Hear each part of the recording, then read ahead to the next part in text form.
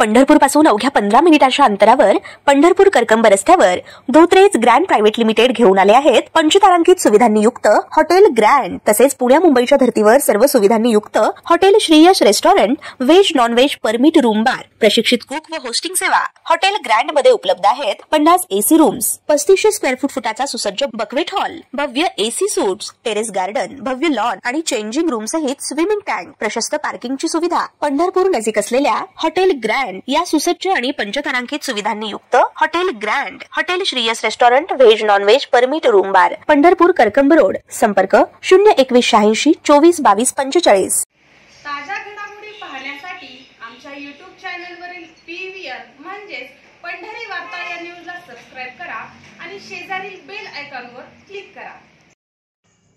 पंढरपूर मंगळवेढा विधानसभा मतदारसंघातील मंगळवेढा तालुका पाण्याअभावी दुष्काळी तालुका म्हणून गणला जातो। अगदी जानेवारीपासूनच नागरिकांना व जनावरांना पाण्याच्या शोधात मोठी भटकंती करावी लागत असते।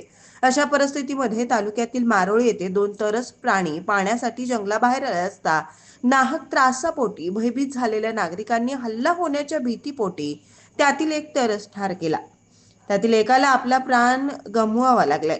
अनेक जंगलातील हरिण, मोर तसेच इतर सदर वन्यजीव प्राणी पिण्याच्या पाण्याच्या शोधात सर्वदूर फिरत असतात। त्यामुळे त्यांचा आकस्मिक अपघात होतो व प्रसंगी त्यांना आपला जीव गमवावा लागत आहे। अशा सर्व बाबींचा शासन दरबारी संवेदनशील मार्गाने विचार करून लवकरात लवकर नियोजित पाणवठे निर्माण करून त्यामध्ये कायमस्वरूपी पाणी उपलब्ध करून देण्याची मागणी आमदार आवताडे यांनी विधानसभेत लक्षवेधी उपस्थित केली आहे। प्रश्न क्रमांक 4। अध्यक्ष महोदय, प्रश्न क्रमांक 4। अध्यक्ष महोदय, छापल्याप्रमाणे। अध्यक्ष महोदय, मंत्री महोदयांनी उत्तरामध्ये त्या ठिकाणी सांगितलं गेलेलं आहे। मला वाटतं अध्यक्ष महोदय उत्तर थोडंसं अपुरं आहे।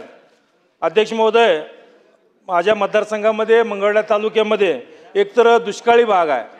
पाण्याची जानेवारीपासूनच माणसांना, जनावरांना त्या ठिकाणी पाण्याचा त्रास होतोय। गव्हर्नमेंटला, आपल्या शासनाला त्या जानेवारीमध्येच टँकर चालू करावं लागतं अशी परिस्थिती आहे। आणि अध्यक्ष महोदय, हे जे वन्यजीव प्राणी आहेत, हे वन्यजीव प्राणी जिथं जिथं त्या ठिकाणी जे वन विभागाने लावलेले जे वनं आहेत, तर त्या वनामधून तिथले असणारे जे वन्यजीव प्राणी आहेत, हे प्राणी रस्त्यावर येतात। रस्त्यावर येत असताना त्या ठिकाणी त्यांचा ॲक्सिडेंट होतोय, मरण पावतात आणि त्या ठिकाणी असे अनेक प्राणी। अध्यक्ष महोदय, काही दिवसापूर्वी माझ्या तालुक्यामध्ये मारोळी गावामध्ये 2 तरस त्या ठिकाणी आले। तरस लोकांनी कधी बघितलेले नव्हते आणि एक तरस त्या ठिकाणी लोकांनी मारला। अध्यक्ष महोदय, लोकांनाही नाहक त्रास झाला आणि त्या तरसाचाही जीव त्या ठिकाणी गेला। अध्यक्ष महोदय, याच तरसांना किंवा माझ्या मतदारसंघामधील या तालुक्यामध्ये हरिण असेल, मोर असेल, लांडगे असतील, कोल्हे असतील, या वन्यजीवाचा त्या ठिकाणी कायम त्या वन विभागामध्ये असतात। तर अध्यक्ष महोदय, या वनामध्ये या ठिकाणी फिरत असताना आपल्या वन विभागाने, माझा स्पेसिफिक प्रश्न आहे अध्यक्ष महोदय, की वन विभागाने त्या ठिकाणी पाणवटे चांगल्या पद्धतीचे केले पाहिजेत आणि त्यामध्ये पाणी टाकलं पाहिजे। अध्यक्ष महोदय, नुसते पाणवटे करून त्या ठिकाणी होणार नाही, त्यामध्ये पाणी असणं हेही महत्त्वाचं आहे। आणि अध्यक्ष महोदय, माझा दुसरा अजून एक प्रश्न आहे अध्यक्ष महोदय, मंगळवेढा तालुक्यामध्ये जवळजवळ आपण 5-25 किलोमीटरमध्ये जर गेला तर काळ्या मातीचं त्या ठिकाणी कुठेही त्या वस्ती नाही किंवा कुठल्याही त्या ठिकाणी झाड नाही। तर त्या ठिकाणी जे पक्षी आहेत, त्या पक्ष्यांना सुद्धा पाणी देण्याचं काम आमच्या तालुक्यातील NGO आहेत, वारी परिवार असतील आणि किंवा आमचा आदर्श ग्रुप असेल, या ग्रुपने त्या ठिकाणी पाण्याची व्यवस्था करतात। परंतु अध्यक्ष महोदय, मी मंत्री महोदयांना आपल्यामार्फत एक प्रश्न विचारू इच्छितो की या पक्ष्यांचा सुद्धा आपण विचार केला पाहिजे, त्यांनाही पाण्याची सोय आपण केली पाहिजे। आणि अध्यक्ष महोदय, हे चांगल्या पद्धतीने केलं पाहिजे, क्वालिटी काम झालं पाहिजे आणि त्यामध्ये पाणीसुद्धा त्या ठिकाणी भरलं पाहिजे। अध्यक्ष महोदय, मंत्री महोदयांना, कारण पवार साहेब क्वालिटी म्हणजे मी मंत्री महोदयांना दाखवले होते जे नाही, 1 मिनिट, पाणवट्यांचे आपण जे बोलताय अध्यक्ष महोदय, पाणवटे अक्षरशः असे बेचिराग झालेले आहेत।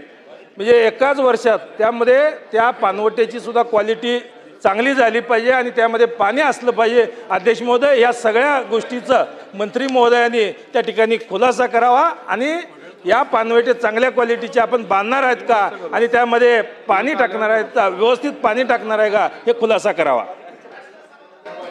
अध्यक्ष महोदय, सन्माननीय सदस्य समाधानजी आवताडे यांनी जो प्रश्न उपस्थित एक प्रकारच्या त्यांना प्राण्याविषयी आणि पक्षाविषयी फार प्रेम आहे.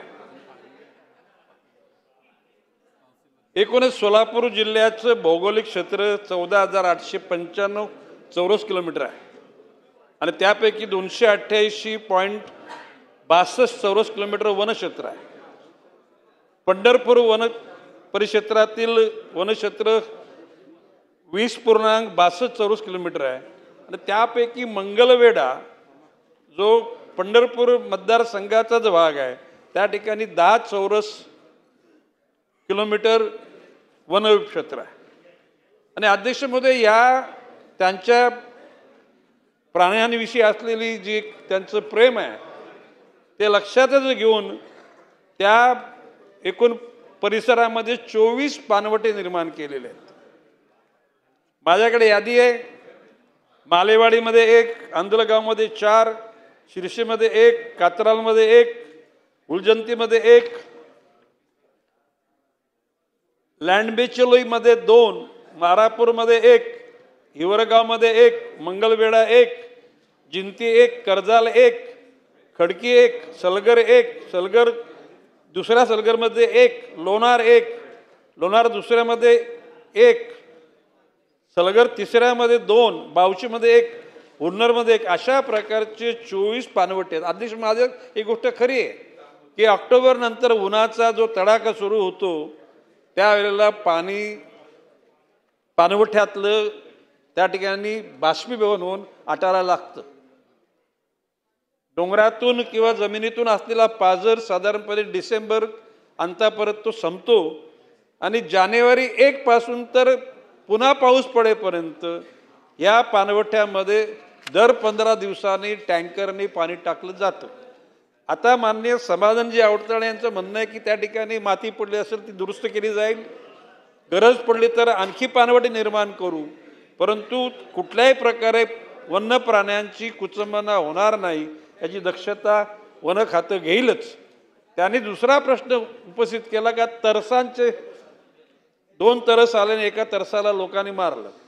खरं म्हणजे तरस हा जरी हिंसक प्राणी असला तरी सुद्धा तो मानवाच्याकडे अटॅक करत नाही सहसा, आणि म्हणून लोकांमध्ये अवेअरनेस, लोकांमध्ये जागृती केली पाहिजे. शेवटी हे प्राणी हे आपल्याच असलेल्या पर्यावरणाचाच भाग आहे. एकूण सर्व समतोल राहण्याकरता ह्या प्राण्यांचं अस्तित्व सुद्धा निश्चित केलं पाहिजे.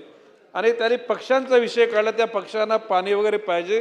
त्या अनुषंगानं मी तिथल्या अधिकाऱ्यांना सांगून आपले सन्माननीय सदस्य आवताडे साहेबांशी ते चर्चा करतील आणि त्यांना जे काय गरजेचं आहे त्या ठिकाणी पाणवठे निर्माण केले जातील.